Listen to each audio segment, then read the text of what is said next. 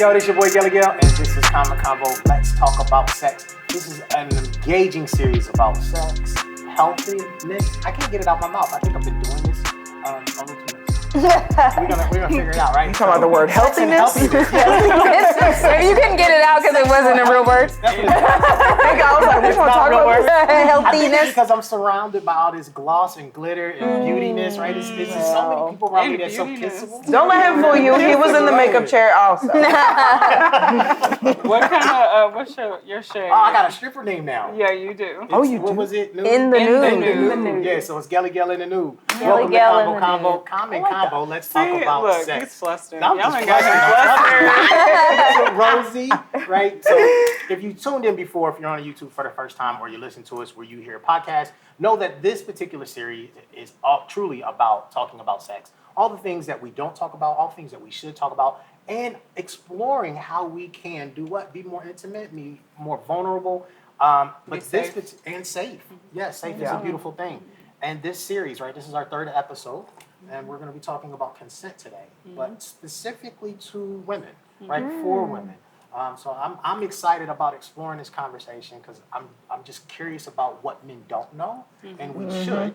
But I'm also more curious about women's experiences as a whole because, you know, I know that they're different from one space to the other. So before we dive into that, you know, we got the crew with us. Ladies, how are you?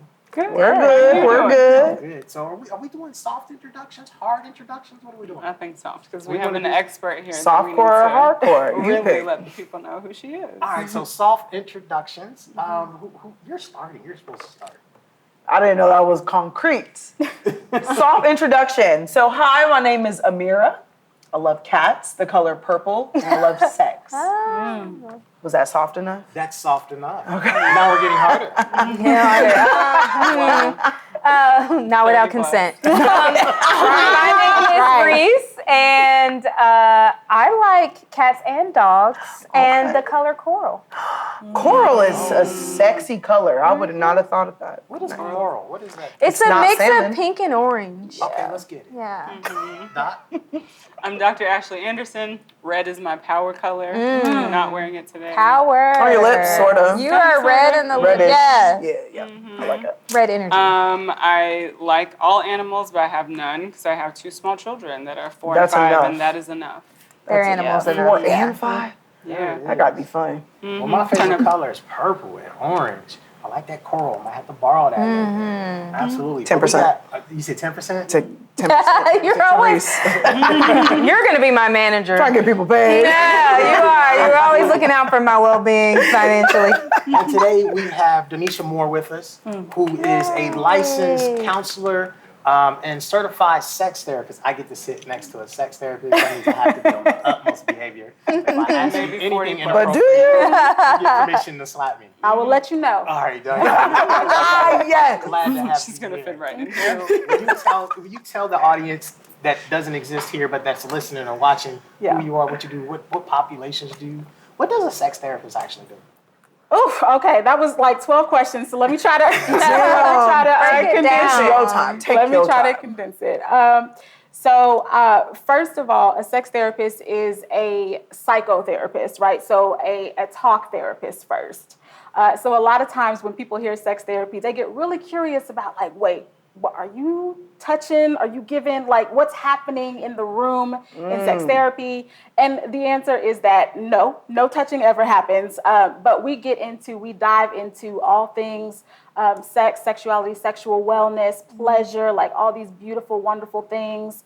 Navigation of things like consent, which I'm so excited to talk about with you all today. But yeah, so I am a licensed professional counselor associate and certified sex therapist here in Louisville. I work primarily with the LGBTQIA plus community. I work a lot with consensual non-monogamy and ethical non-monogamy. Do a lot of work with like really just figuring out different relationship structures and like what works for people. Because a lot of times we really are kind of bought into like narratives that we are sold about what relationships should look like, what sex should look like. And I'm really about like disrupting all those scripts and really coming in and figuring out like, let's explore what we want, right? Like, what do you want for yourself, for your relationship, what's going to bring more pleasure into your life. And, let's talk about some ways of, communicating when things are not going well, too, when it comes to sex, because that's something that a lot of people, particularly women, struggle with communicating. Right. So, that's a little bit about what I do. I love I'm just going to jump in and we're just going to have a cool, I don't know if it's a round table, but let's just dive in. It's a semicircle. It's a similar. It really is, though. What does consent look like? So before we started talking, and we talked about this in our review, someone once said to me that men should teach men consent. And I always thought that's kind of strange. I think women should teach men consent and boys consent, because who's going to better understand that relationship? But then you're also in the LGBTQ+, so I think that may be a different dynamic as well. So what does consent look like?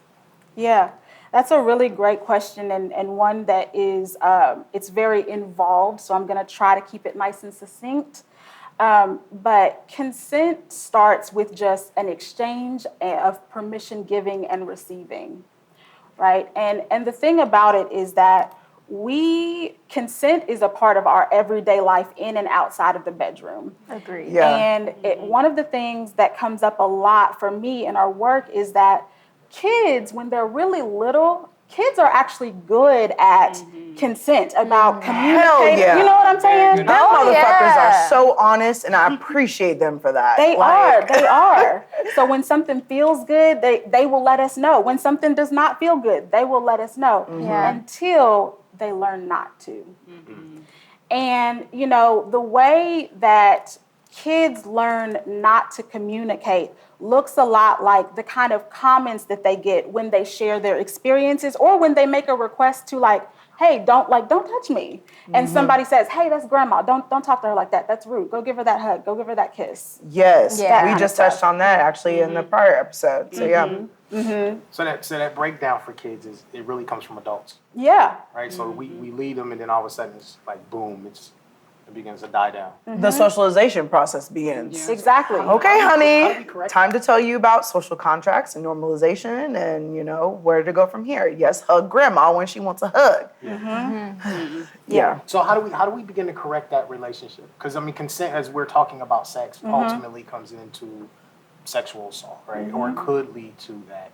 But how do we begin to teach a consistent, safe, kind of empowered space for our kids and us as adults? Because some of us, if we've made that shift, like I'm always constantly asked permission. But that's the world I live in. Definitely in video production, or I'm constantly micing people, and for me it's like, can I do this? Is this okay? But a lot of people don't get that. Yeah. No, you're absolutely right.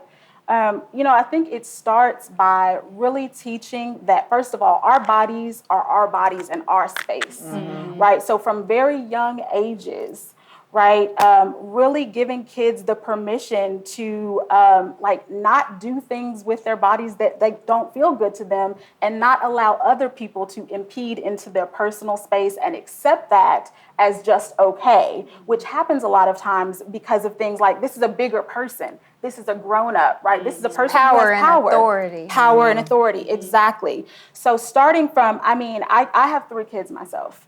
And what are their ages? yeah, my son, the oldest, is 12.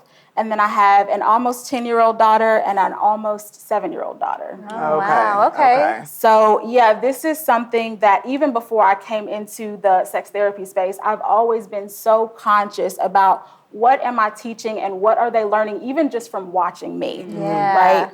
So we, even with hugs and kisses, when they were little, like before they could verbally say yes or no, I would wait for their body language. Are they reaching out for me, right? All those kinds of things. So it starts with normalizing that we don't owe our body experiences to anybody, right? I think another thing that is important is that we really normalize the fact that consent it's not just this litigious kind of thing. There's this negative narrative, I think, that comes out around consent a lot, where people think I just got to do this in order to not get in trouble, or I don't want some girl to say I did this or do that, or that kind of narrative around it. But really, consent is an opportunity for connection, y'all.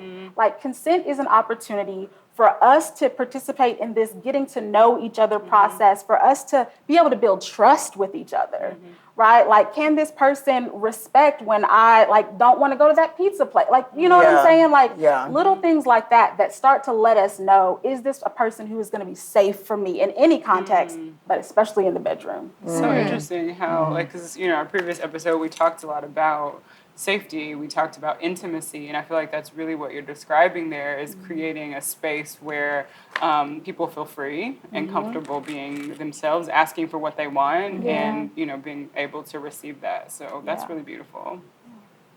When I'm just wondering, like, so let's say in a non-consensual way something occurs, right? This creates some level of trauma or, you know, some nuance in a person's life. But specifically for women, like, I've realized that for women that I've known who were assaulted in some way or had this occurrence, they kind of go into isolation. They don't want to talk. There's series of experiences that they go through. Can you describe what that is, and then how does one recover from that? Oh, that's such a good question. You know, when something happens to us that wounds us deeply, we have to figure out any way that we can to feel safe and protected. Oh, yeah. And so for a lot of people, the only way they know to feel safe is to go inward and away from the world, because now the world is dangerous. This bad thing happened. And even in a lot of cases, you know, I might have been like blamed for that bad thing happening. I might have been, you know, somebody might have tried to tell me that bad thing didn't actually happen, right? All this stuff. And so for a lot of people, the safe place feels like inside. I don't talk about this. Maybe I pretend it didn't happen, but I definitely get away from people because now I don't know who's safe and who's not safe. And so, you know, in terms of like, what does it look like to start to build safety around being able to come out of isolation once you've gone through something like that? I think it's a whole lot about like having community and having community that talks about and normalizes that, you know, this is stuff that happens each and every day. And there's a whole lot of people out here, a whole lot of people who are ready to show up and show love for people who have gone through some of these types of things.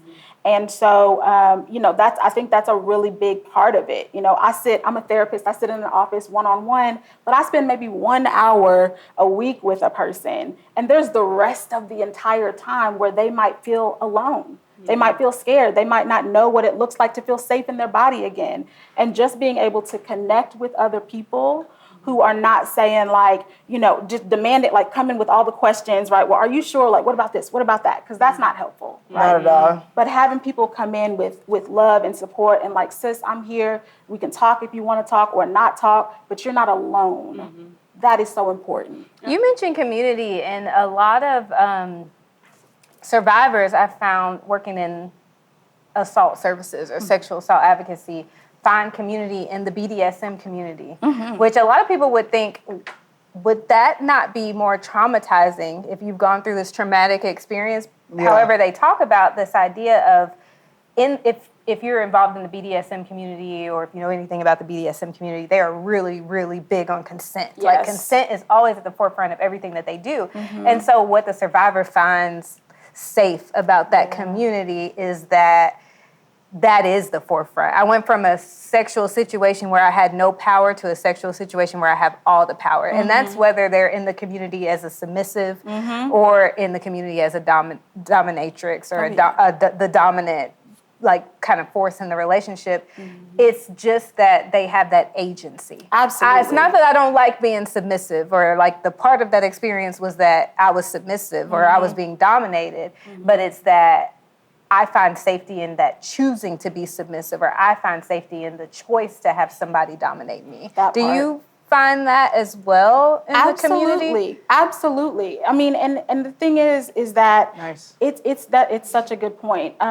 There are a lot of people who will think that if you are a part of the BDSM community, it is only because you come from a background of sexual trauma, which is absolutely not the case. Yeah. I did not know that. Yeah. It's so true. But there is a lot of joy and pleasure to be found. Yeah, that's where I came in on it. Yes, Not the other side. So when you were saying that, I was like, oh. There's pleasure in like having choice. Absolutely. I think. And if you Yes. choose, if pain is pleasurable for you and you're choosing that. Yeah. You run That's that whole different. situation. Yeah. It is. That self, that empowerment, that Yes. agency you're Empowerment, talking about. yeah. Like that ability to look over and be like, now stop. You know, or like whatever. And it can be so healing. It really can. When done right and well and all of that, it's beautiful. Yeah. But in that community about constant consent, Yes. right? That's the whole journey. That's the Like whole- nothing happens without approval. Yes. You know, and the more extreme you Yeah. are, that's why they have safe words and they create all. Yeah, Yeah. that was yeah. my thought when it came to consent, at least in that community, because I feel everyone has a kink. I think I was actually told that everyone has a kink. It's like a spectrum. Yeah. Yeah. But in that community, more things that aren't the norm are being explored, which like the pain, pleasure, kind of tolerance situation. And with that, hell yeah, you need, okay, stop, okay. That was cool and all. Like, you need that shit. So that was my thought process coming into that. Like, oh, hell yeah. Like, I need a stop word. Someone said pineapples earlier. Classic. Very classic. Kevin Hart like definitely pushed the BDSM community I forward. sure did. Because I was talking about safe words before that, you know, and now everybody knows what pineapple means. Yeah, so that's actually great in how media. But yeah, I like the whole community is about consent all the way through. Not just let's talk about it before we start. Right. But Yeah. even in the midst, you can yeah. change your mind. That is I'm so glad you brought that up because that is one of the biggest like myths and misconceptions around consent is like, okay, we talked about it at the beginning, everybody said yes, and then it's done. No. Oh, I can't stand that shit. No. It is such- But you was down 5 minutes ago. Well, that was 5 minutes ago. Yeah, and it's 5 minutes later, and this Things is a have no. changed. Yeah, things have changed, and they do change. And not only do things change, like things change with context, things change with how my body is feeling that day. Me agreeing to have sex with you doggy style yesterday has nothing to do with what we have going on today. Right, You know what I'm right. saying? I might not be in that space. And so the assumption that, that one initial conversation, like, check, we can do that. No, it is an ongoing process, just like check-ins are. Check-ins, and that is, check-ins is something, if people aren't already doing it in their sex lives, I really encourage people to get creative about what check-ins look like because it doesn't it can be sexy, y'all. Yeah. Can you talk more about that? Because I work true. at U of L and I work in sex education. And a lot of the college students are like, I don't want to harm anybody and not get consent, but what are the ways you do it besides filling out a contract and saying, like, I don't want to stop in the intimacy part. And how do you make consent look sexy? Yeah. Oh, that's a good question. Can you make it sexy? I think you can. It's Role just, play that? Yeah. can we explore that? No. I mean, what would sexy consent look like to Consexy? you? Sexy Ooh. consent. Somebody coined that, y'all. That's real. Yeah. Well, honestly, Sexy. Reece kind of said it first. just Okay. now. All right. Listen, I'm on it. I got you. But like, if you were in a situation and you needed to communicate consent, what's a sexy way you could do it? Or what's a sexy way you'd want it communicated to you? So I think my goal would be to still show like I'm interested, I'm turned on, I'm excited. However, what you rapping with right now ain't it, but let's figure it out. So maybe still communicating with my body language, the tone in my voice, maybe whispering in the ear a little bit. Yeah. We're talking about where to put your hands, a little small in the back, even maybe a back of the Whispering neck. is sexy. It is. Yeah, It is. whispering is sexy. I think is. that's a good way to get across your boundaries, but still let them know, like, this is still an ongoing process, and I'm down 100%, just not in the way in which you just presented just now. So let's come to a collaboration or like a conclusion together, so this works out for one another. I feel like a lot of people are impatient when it comes to that, and you know, they just see it as a rejection or a like, oh, I'm just trying to get the pussy or something like that, and it's just kind of like, It's transactional. yes, exactly. There's a lot of ego wrapped into it too, especially for women. And I forgot who I was having this conversation with. It might have been the makeup artist. Shout out to Tamika, but about how, you know, if you're not pleasing a person, then you just automatically go into the spiral of, I'm not doing it right. Like, and I'm supposed to know how to do it right. Like, and they're going to go and talk about me if I'm not doing it right. So that's also hard when you're trying to talk about consent. And it's valid. Working it out. I feel like that fear comes from experiences and stories and other people's experiences. So it is a thing, so it's valid. So how do we get past that? Like, how do we move forward in ourselves, at least with not taking those situations so personal, to the point of us being able to also evolve with our sexual partner, whoever that is, and within ourselves, if that makes sense. Yeah. Donisha, I wanted to ask about kind of the tail end of Miguel's question regarding healing, right? And the healing journey after you've experienced something where there's been some sort of invasion of your consent. Because on my end of the spectrum, I see that in the health and wellness space. It's like someone comes in for the first pap smear and they should have probably done it 10 years ago, but they've had some sort of trauma in which that intimate space is no longer safe. So I'm curious to hear your thoughts surrounding how to navigate people in that space, because for me, it's constant asking for consent, telling them in advance what's going to happen, and also giving them the permission to say stop, or I need a break, or actually I don't want to do this today. So I think from the side that I see, giving people space to be vulnerable, to say, you know what, I had this thing happen to me before, so I'm uncomfortable in this space. And I feel like that's a big part of the healing journey. But I'm definitely interested to hear your thoughts on that. Yeah, no, I absolutely, all those things. You know, I think a lot of times people forget to ask the question, like, what do you want this experience to feel like? Like, what is that outcome? Because a lot of times we focus on the specific acts, right? Like the things that we are doing. But if I'm talking to somebody who I know has gone through, you know, sexual trauma, negative sexual experiences, or who just have these negative scripts around sex, right? Like these stories about what it's supposed to be.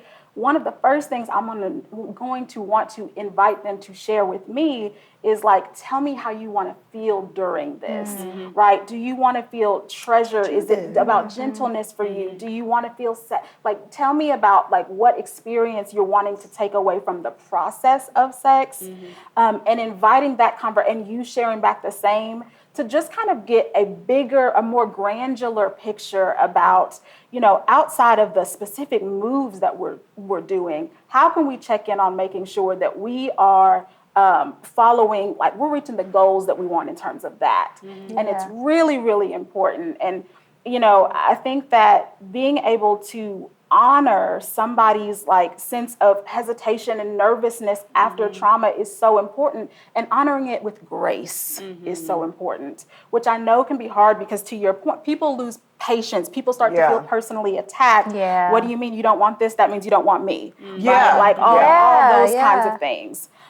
So that's another kind of part of the conversation, you know, which is like, how do I accept like a no, or not right now, or not that way, in a way that doesn't shut me, the partner, down, and that still like that feels connective, if that makes sense. Yeah, I think you bring up a good point of understanding that it's not about you. Like, we all have our own ways of coming to this moment, and we've all had different journeys and experiences in coming to this moment, and so it's more about something that's going on with the other person, and not necessarily that you're not attractive, or you are not sexy enough, or you're not turning them on. Right.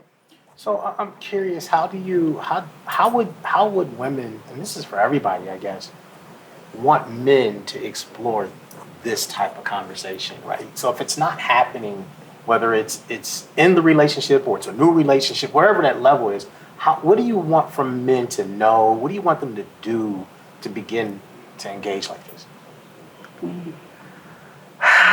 Don't be such The a quiet, pensive room. I think it's something that we don't think about a lot. So that's a good question. I think it's why we all got quiet of like, how do you say my that? experience with heterosexual men, like it's always like the goal is to nut. Like that's the goal. The goal is how we gonna get there. Very rarely has any one of them paused to let me take some time on you and pleasuring you or asking you what feels right here or there, or they think they know it all, and so I'm giving instruction because I've experienced that orgasm, and I'm like, it gotta go like this. Right? Exactly. So I'm giving the instruction, but you not listening. Hello. Okay, just stop the whole process. So I feel like the ego, and the ego as far as like, I am man. I know what to do, just rightfully for the fact that I have a penis. And that is what has been inscribed into me all of my life. You know what I'm saying? It don't necessarily matter what she got to say because I'm going to put it down and she going to love what I got going on, etc. So I don't know. So maybe dropping some ego there, having a little bit more openness to criticism, not taking it personal. Those are just a few steps. I would say I would like more of the communication in the moment instead of relying on, well, they're moaning, so it probably feels good to them. Or they are still here, they haven't got up and got out of the bed, so it probably feels good to them. More of just like that check-in that you were talking about during and not after, because what I see a lot is the checking in after, like, well, how was it for you? And it's like, it's over now, so what does it matter? Like, you know, if I didn't have it, you already know what I'm saying. If you gotta ask, it didn't happen. Right. but also on the flip side, I think that all people should be more honest about what's pleasurable, because the reason they do rely on she's moaning, so it was okay, is because women get taught to just moan even if it's not great. Yeah. And we should stop doing that too. Oh, yeah. 100%. Yeah. I have had a moment where I just had to stop a chick. Come here, baby, let's just cuddle. I just had to stop her. Did you have the conversation of why? No. Yeah. I was younger. I hear a lot of LGBTQ women. please, Sorry. I was gonna say I just hear from a lot of women of like, well, they were bad, so I just didn't have sex with them again. And I'm like, well, they're never gonna get better if we don't tell us. talk about it, Sure. have the conversation. Yeah. And you don't have to do that with if you're not invested in the person that you are having that exchange, Someone that else can sexual talk. exchange. That's somebody else's responsibility. It's not that you have to go into all this stuff. But if we're talking about a relationship that you're in, or even just a person that you have built safety and connection with, and you would like to continue. That's who the fuck I want to talk to. If I'm gonna keep sleeping with your ass, like, I'm just on the same page. That's who you talk to. Yeah, you don't Talk to me too. Don't let this just be a one-way street and now you call me nagging and shit. And I'm just like, well, if I ain't getting off, I ain't getting off. Right. Yeah. I'm sorry, you get off no matter what, but No. And the assumption too, I think also, y'all, porn fucks us up in a lot of ways. I'm sorry. Have you heard our mouths? That's $1 in the swear jar. I'm sorry. Hey, you got $5 in the swear jar. Y'all about to make bank off me. That's my bad. But it's true. But it's true. And when it comes to, I love what you were saying about, this idea of, well, if she moans, then it means she's enjoying it. Yeah. We see these things and we learn that's what I'm supposed to do in sex, regardless of what everywhere, that's Yeah. even in mainstream television. Oh, yeah. Like, Oh, holy yeah. shit. Yeah, they start moaning immediately. Yeah. Immediately. Girl, I know what happens, and ain't nothing happened. Yeah. So part of that, so we've got a couple of minutes before we got to wrap up. Oh, this was so good. As you stretched it to mainstream media, part of that we have to understand that sex sells, right? And so we're Yeah. actually threading all the levels of attractiveness, right? That's why there's certain voices that you hear consistently because they're on a frequency that we identify as attractive. Right. So moaning also is another sensory space, but we'll leave that to the sex therapist to break all that down. So I think it's important, like when we're having this conversation and we're looking at all the things and all the spaces, who is out there making decisions for us, right? in order for a currency to be exchanged, because that's what a lot of it is about. But bringing it back to us personally, right, and who women are, what people are facing, both in heterosexual and homosexual relationships or bisexual relationships, in the consent space. I mean, I love what you're saying in the sense that we have to have more communication. Right? It has to be open.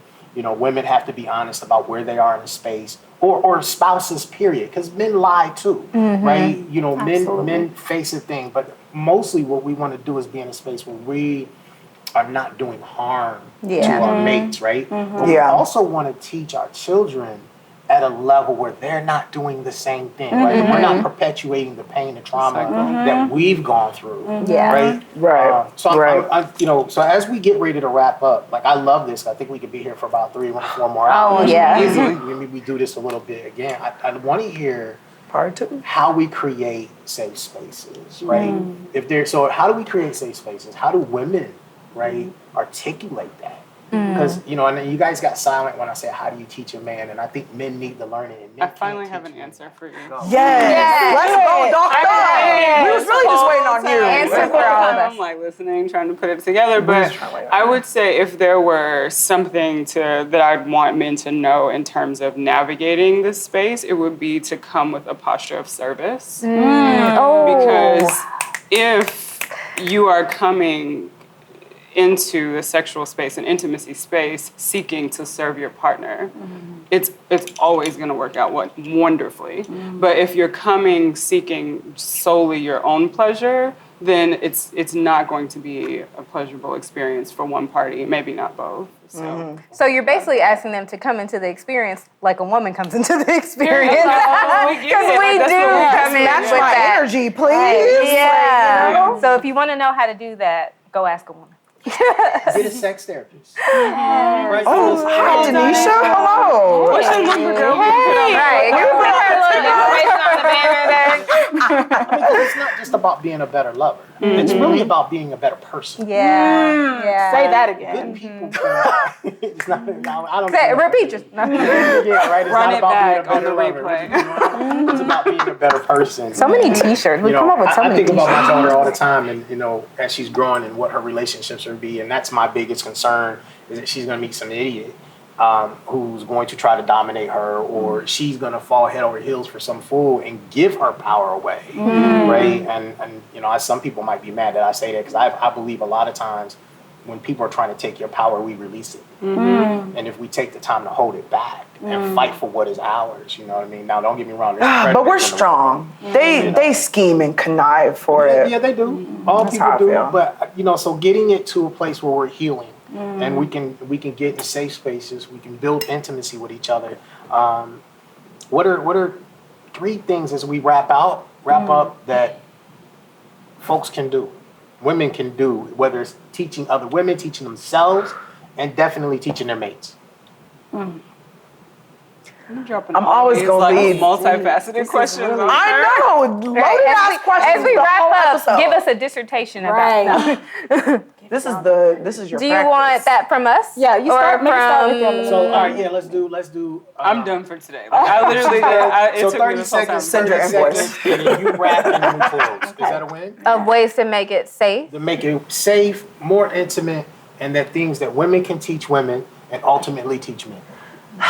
I feel like, and I hope there's a different perspective of mine, but I hope that, you start with within first. Like, you got to start with having those understandings and conversations and, like, boundaries and things with yourself. So to teach another woman or a man, like, you got to get it down first. I don't know if this helps. This is why I'm hoping for another perspective. So I'm starting with the within first, and then how do you translate that or get that out to anyone, any party around you? Because, again, I just feel we're so behind individually in understanding ourselves and our needs and advocating for ourselves, if that makes sense. Yeah. So, yeah, when the chick, I was like, come here, I'm gonna just cuddle. Like, yeah, I don't want the responsibility. Like, if anything, maybe letting her know, like, yeah, you could move to the left a little bit. But, like, I don't really know. That was my perspective right there.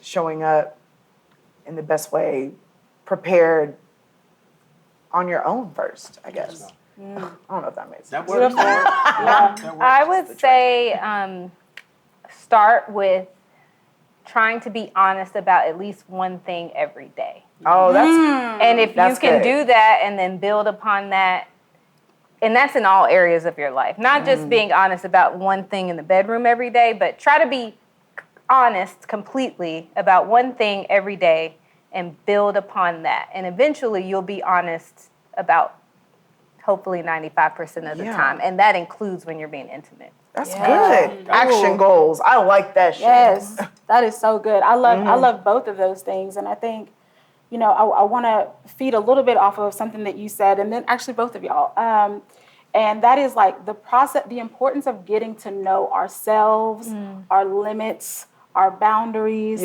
and also like where our joy is within our body. Because it's so easy to get very separated from our bodies and what feels good as women. Absolutely. Because our bodies are like these commodities to all of these different things, right?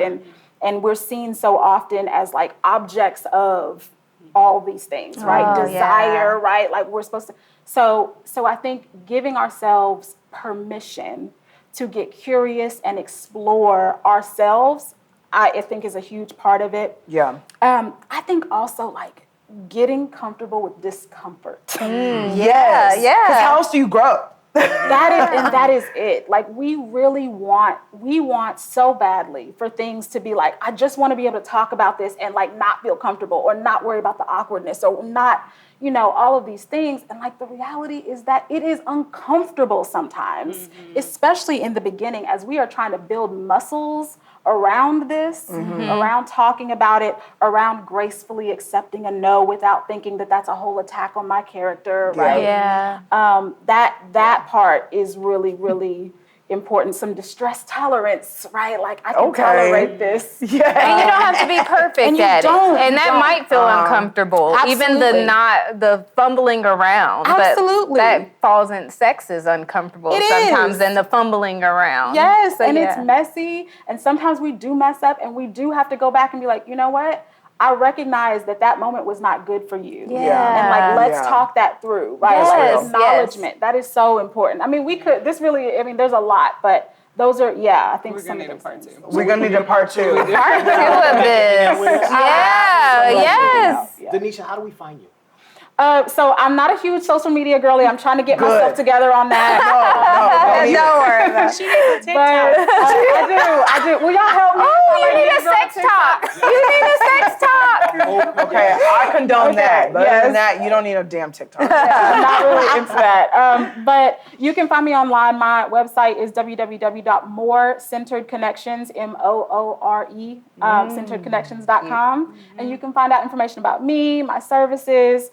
And, you know, hopefully if you're interested, feel free to reach out. But this community is so important. So I know that therapy is not accessible to everybody. That's a huge barrier, right? So even just having these kinds of dialogues, y'all, is incredibly important. So I hope we continue to do some of that too.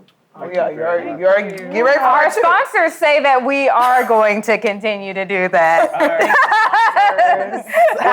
People, this is episode 3. This has been good. Hopefully it's been educational. So if you're listening, please send us some comments. If there are things that we didn't cover that you'd like to hear, let us know. If you're watching on YouTube or Facebook or wherever you see us at. Again, shoot us a comment. Let us know what you like, didn't like.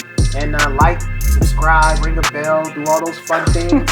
Other than that, this is Kama Convo. This is Let's Talk About Sex. And we will see y'all on the next episode.